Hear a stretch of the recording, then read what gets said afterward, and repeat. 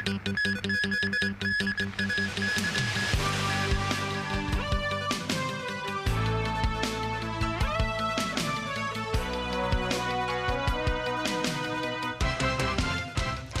and welcome to TVB News. The U.S. Federal Reserve on Wednesday raised its benchmark interest rates by 25 basis points to the range of 5.25 to 5.5%. Here in Hong Kong, some banks also increased their interest rates today, and that would mean an extra burden for home buyers. Sharon Tang has more. Some Hong Kong banks have followed the footsteps of the U.S. and raised their best lending rates by 1/8 of a percentage point to 5.875%. At the latest rate, to pay off a 30-year mortgage of $5 million, home buyers have to fork out an extra $350 a month. A real estate agency said the property market has been quiet ever since the rate hike cycle, although there are signs the market is picking up a little at the beginning of the year when cross-border travels resumed. Transactions in the second-hand market last month fell back to around 2,000 transactions. Meanwhile, the Rating and Valuation Department revealed property prices in the city in June dropped by 0.5% month-on-month, hitting a 4-month low. But the overall property prices in the first half of the year rose by 4.2%. The Housing Rental Index has gone up for 5 months in a row, climbing 0.5% month-on-month. Earlier this month, the government relaxed the city's mortgage policy to allow buyers to borrow more money to purchase properties. Still, a mortgage referral advisor says that's not helping the property market much, as the economy has not recovered, coupled with factors such as interest rate hikes. He also thinks average property prices in the city have returned to levels 5 years ago. Sharon Tang, TVB News. On Wednesday, the U.S. Federal Reserve raised its benchmark interest rates by 25 basis points to the range of 5.25 to 5.5%. That's the highest level in over 2 decades, as the American Central Bank continues to ramp up its fight against inflation.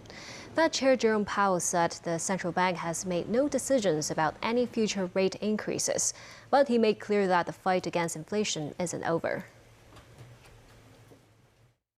Since early last year, the FOMC has significantly tightened the stance of monetary policy. Today, we took another step by raising our policy interest rate a 0.25 percentage point, and we are continuing to reduce our securities holdings at a brisk pace. We've covered a lot of ground, and the full effects of our tightening have yet to be felt. Looking ahead, we will continue to take a data-dependent approach in determining the extent of additional policy firming that may be appropriate. The observatory said the standby signal number 1 will remain in force tonight and is unlikely to be upgraded. Under the effects of severe Typhoon Doksuri, some areas are hitting temperatures as high as 38 degrees Celsius, making it the hottest July day ever in Hong Kong. Timothy Lee tells us more.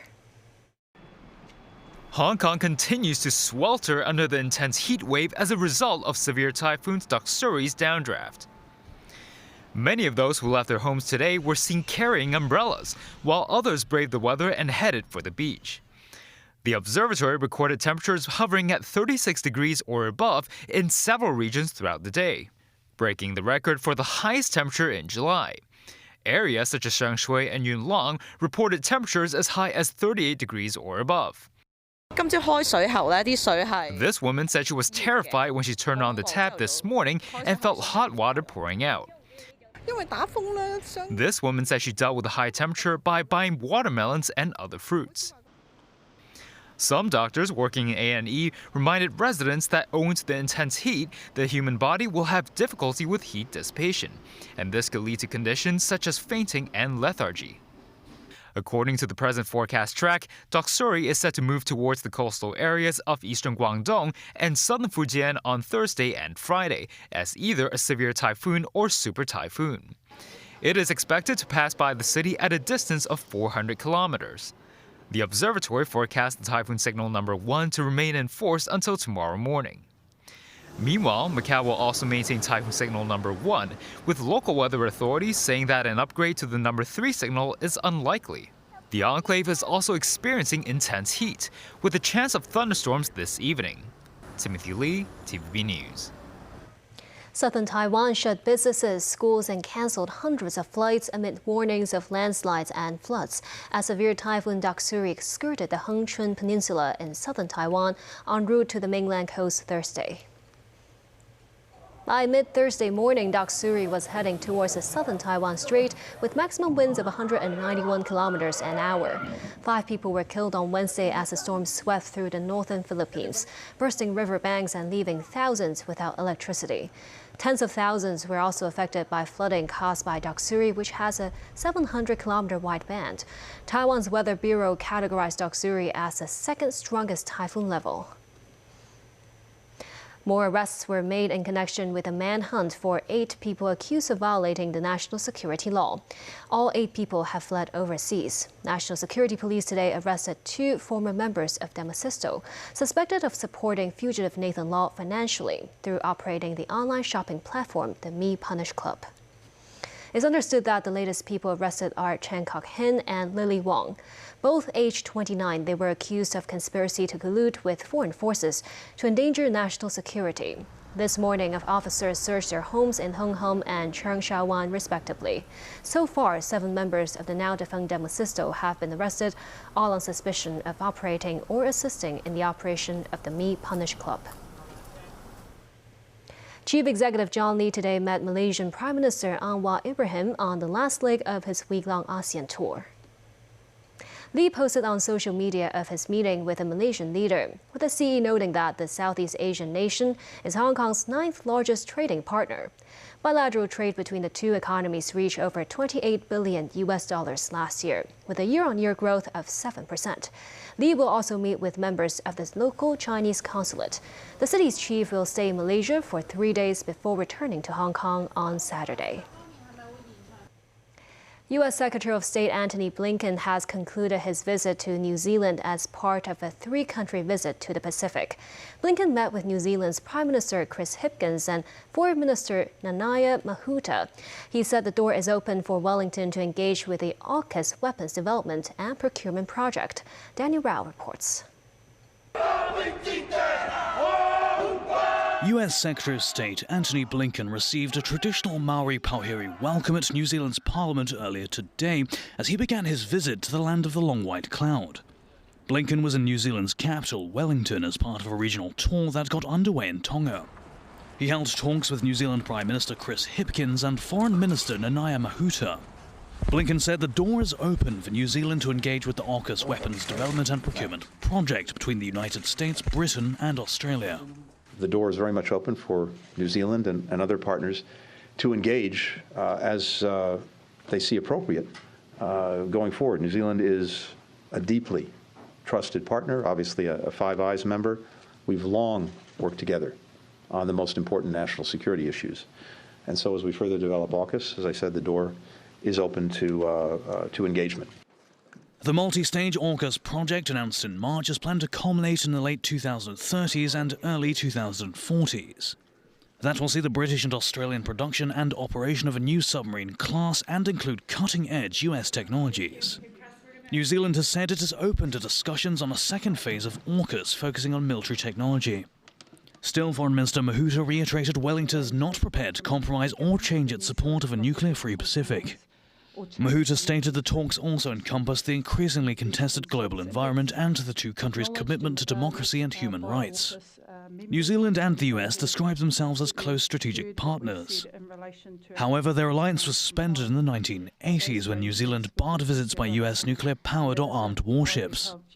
The relationship has become increasingly close in recent years due to mutual concerns about China's presence in the Pacific. Blinken has now departed New Zealand for Brisbane, Australia. There he will hold meetings with US Defence Secretary Lloyd Austin and their Australian counterparts. Blinken's visit comes with the largest Australia-US military exercise due to commence. Daniel Rao, TV News. Turkish President Recep Tayyip Erdogan told Foreign Minister Wang Yi that Turkey adheres to the One China principle and his country does not see China's development as a threat. Wang arrived in Ankara on Wednesday for a one-day visit, holding talks with Erdogan and Turkey's Foreign Minister Hakan Fidan. Erdogan said Turkey and China are both countries with global influence, and the importance of their cooperation goes beyond bilateral boundaries. He also said his country does not support the idea of increasing NATO activities in the Asia-Pacific region. It is willing to maintain communication and coordination with China on global and regional issues, including the Ukrainian crisis. Wang told Erdogan that both China and Turkey are representatives of emerging markets and major developing countries, and they share broad common interests.